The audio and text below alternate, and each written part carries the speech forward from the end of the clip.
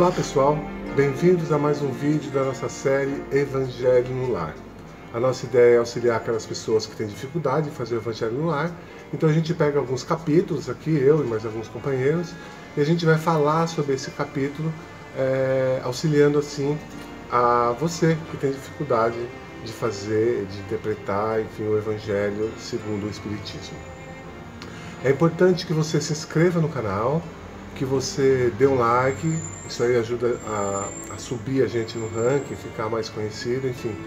E também clica no sininho. Quando a gente clica no sininho, o que acontece? Cada vez que a gente postar um novo vídeo, um novo capítulo do Evangelho, você vai ser avisado sobre esse novo vídeo que está rolando, tá bom? Hoje a gente vai falar então sobre o capítulo 10, que é Bem-aventurado os misericordiosos.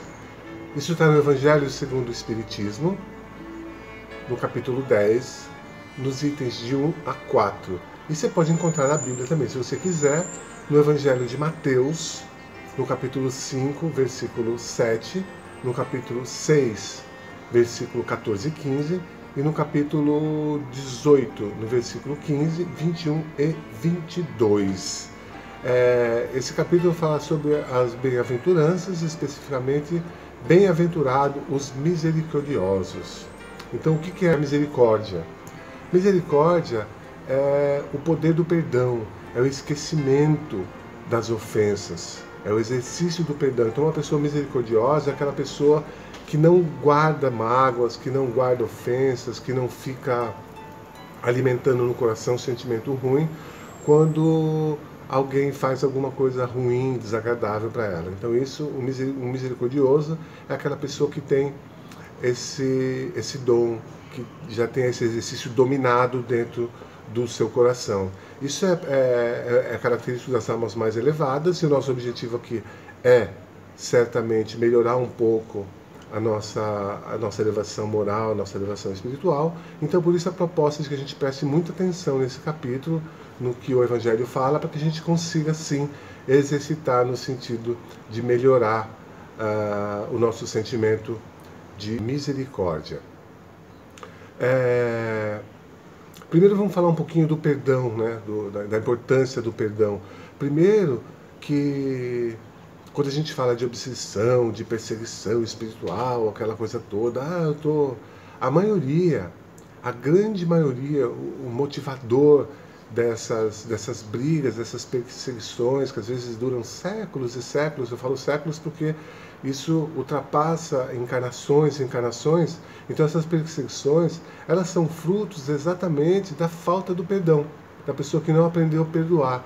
Olha como é triste. A pessoa fica sofrendo, fica corroendo aquilo dentro do coração dela por séculos e séculos. E às vezes aquela pessoa que eventualmente errou contra ela, já conseguiu relevar, conseguiu consertar aquele problema que ela tinha e simplesmente seguiu a sua vida.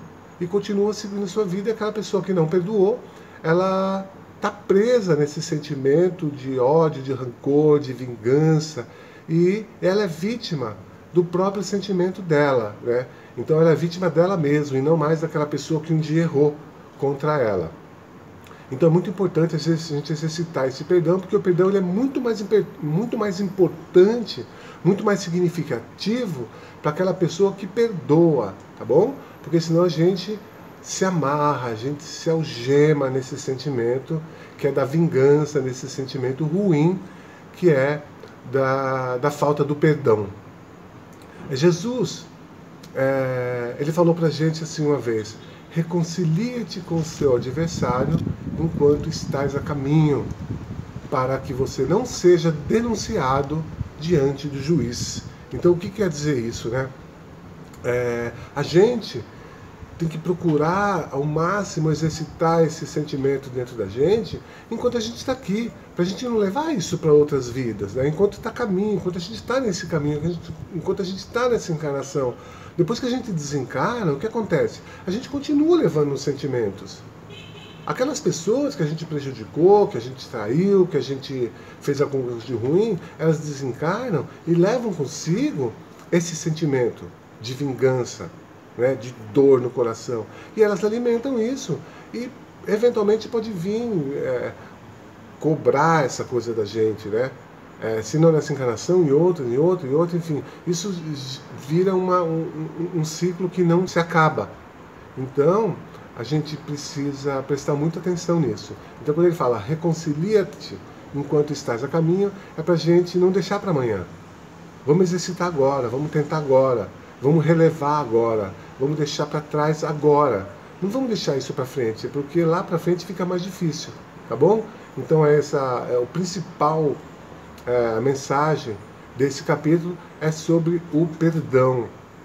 Tem um outro caso que é falado dentro do Evangelho. Isso está no capítulo 5, versículos 23 e 24, onde ele fala, a pessoa vai fazer uma oferta lá no altar, né? E aí Jesus fala, ó, reconcilia-te primeiro com o seu adversário, para depois fazer a sua oferta, né? Então, o que era a oferta? Você vai lá e pede perdão pelos seus erros, suas mazelas, pelas suas fraquezas, e oferece uma coisa no altar em troca disso. E Jesus fala, isso não adianta nada. Não adianta nada.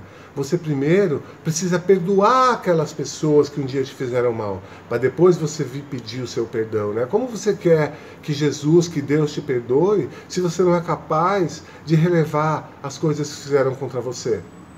É muito difícil, viu, gente? É muito difícil esse capítulo. Mas tudo que está no Evangelho é difícil de fazer. E é por isso que a gente precisa fazer um exercício constante. A gente não consegue mudar de uma hora para outra. A gente não vai se transformar de uma hora para outra. A gente não vai passar a amar aquelas pessoas que nos prejudicaram de uma hora para outra. Mas a gente precisa, sim, ter um início para esse processo de perdão, de repensar como que a gente trata essas questões, para a gente caminhar em direção ao perdão. A gente precisa aprender a perdoar.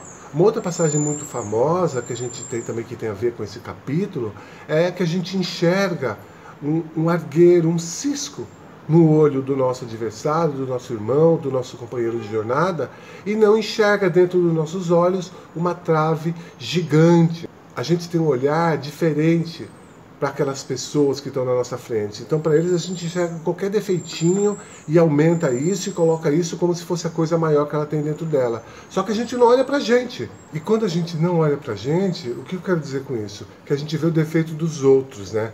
Então, os nossos defeitos, eles são sempre perdoáveis. Os nossos defeitos, eles são sempre pequenos. Os defeitos dos outros são sempre gigantescos. Não é assim que a gente funciona? Então, é isso que ele quer dizer quando ele fala que a gente enxerga um cisquinho no olho do outro e não enxerga uma trave no nosso olho. A gente precisa, sim, compreender que todo mundo está sujeito ao erro, a gente está sujeito ao erro, aquelas pessoas que convivem conosco estão sujeitas ao erro. Então a gente precisa perdoar sempre, perdoar sempre.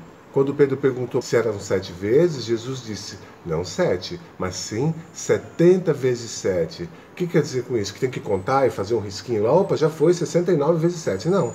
Quer dizer, a gente tem que perdoar sempre, infinitamente, porque a gente precisa compreender que cada pessoa tem um entendimento diferente da vida, tem um entendimento diferente do Evangelho, tem um entendimento diferente moral.